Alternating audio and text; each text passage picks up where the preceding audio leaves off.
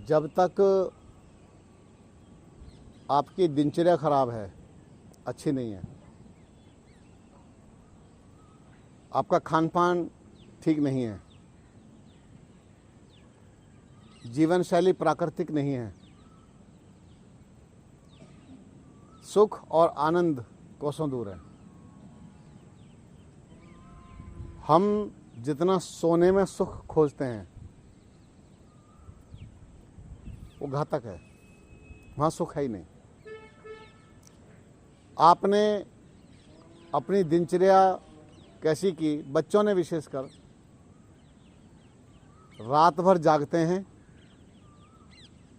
और दिन भर सोते हैं। घर वाले कुछ कह नहीं सकते, कहेंगे तो बच्चा आंख दिखाता है, मानने को तैयार नहीं। ऐसा लगता है कि जैसे घर का संचालन हम नहीं, अब इन्हीं के हाथ में है। ये जो स्थितियां हैं, ये इरिटेशन, एक चिढ़ टाइप की पैदा करती है अंदर। क्योंकि जब दिनचर्या गलत होने से, खान पान गलत होने से, अनियमित होने से, अप्राकृतिक जीवन शैली होने से स्वास्थ्य बिगड़ेगा ही बिगड़ेगा, बच नहीं सकता। शरीर लूज, ढीला ढीला सा, अजीब टाइप का हो जाएगा, निकम्मापन सा दिखाई देगा, किसी काम का नहीं लगेगा। पीला पीला चेहरा, रिंकल्स टाइप के पड़ जाना, झाइयाँ, मुहासे और विचित्र एक आकृति बननी प्रारंभ हो जाती है। जो स्वयं को हवा लगने ही नहीं देते, उनकी हालत ऐसी हो रही है जो मैं आपको अभी बता रहा हूँ। जो लोग रात भर ऐसे जागते रहते हैं, मोबाइल वीडियो स्क्रॉल करते रहते हैं, सरकाते रहते हैं, उनका कहीं अंत नहीं है। बहुत है, अंधाधुंध भरी पड़ी है, कितना देखोगे, क्या करोगे? तो उसका तरीका तो सिर्फ यही है कि अपनी दिनचर्या में से मोबाइल में थोड़ा कमी लाई जाए। अब तो बात बात में हाथ कहाँ जाता है मोबाइल में, देखो क्या हो गया, कुछ हुआ ही नहीं उसके अंदर, लेकिन फिर भी हाथ वहीं जा रहा है। कुछ काम ही नहीं है उसका, रत्ती भर काम नहीं है। अगर आप पूरा दिन भी ना ठठोलें इसे, हो सकता है किसी ने मैसेज भी ना किया हो, फिर भी देख लें किसी का आ गया हो। तुम्हें क्यों टेंशन हो रही है ज़्यादा? अरे पता नहीं किसी ने कुछ भेज दिया हो। मत कीजिए।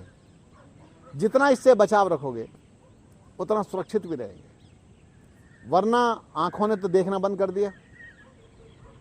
आज बच्चे जब धूप में निकलते हैं ना, ऐसा करते हैं, उनको क्या आंखें चुंधियाती हैं, चुंधियाना समझते हैं, आंखें चुंधियाती हैं।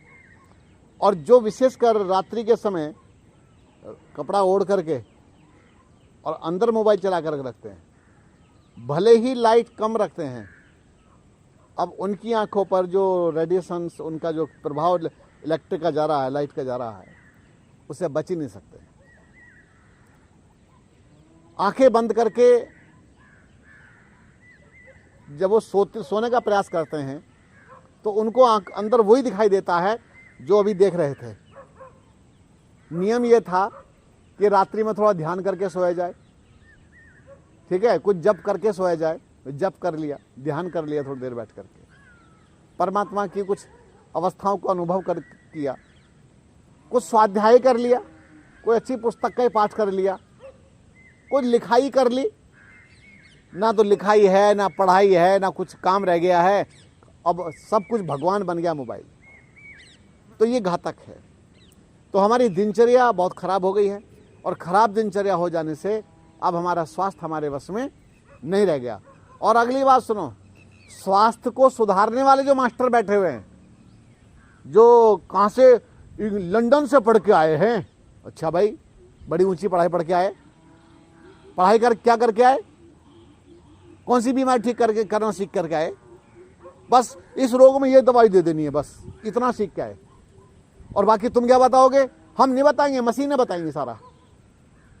मशीन, आपको मैं बता देता हूं, मशीनों के नाम पर सारा का सारा फ्रॉड है, समझ लेना।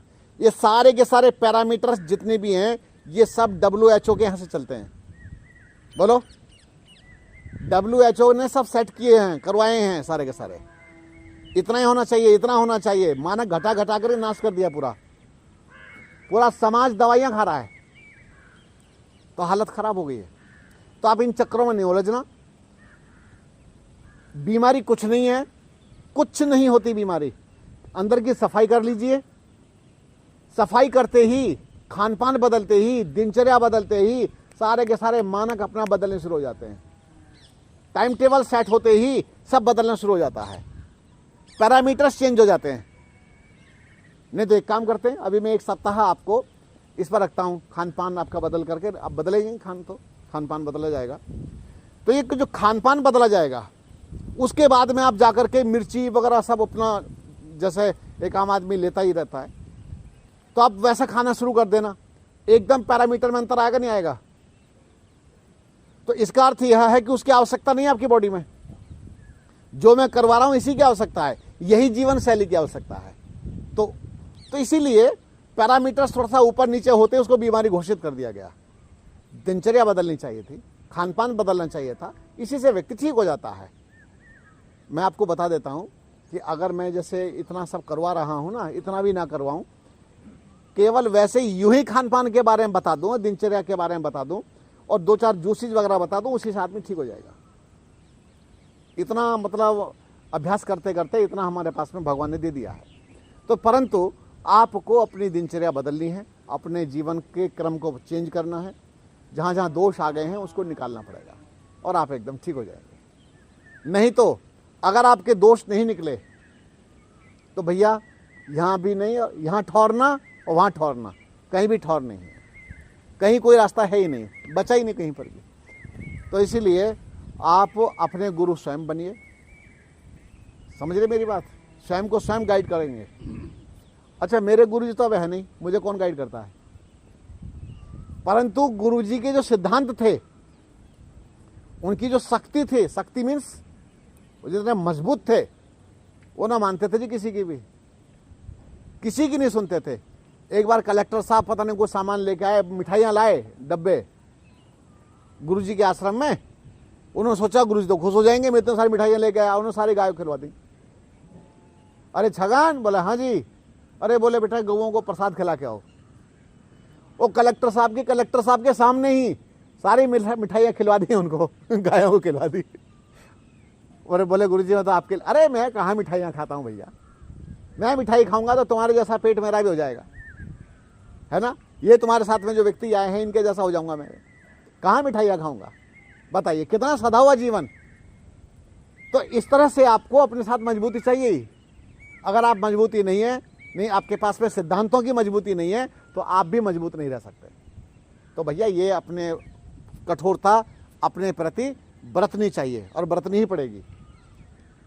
आप अपने लिए कठोरता बरतें, औरों के लिए नम्रता बरतें, ये नियम है। जितना आप अपने आप में कठोर रहेंगे उतना ही आपकी सुगंध फैलेगी। जितना आप अपने प्रति नरम हो जाएंगे उतनी दुर्गंध बढ़ जाएगी, दुर्गंध बढ़ती चली जाएगी। तो कृपा करके ऐसा कोई काम ना करें, अपना आप को फिट बनाएं, स्वस्थ बनाएं। ओम।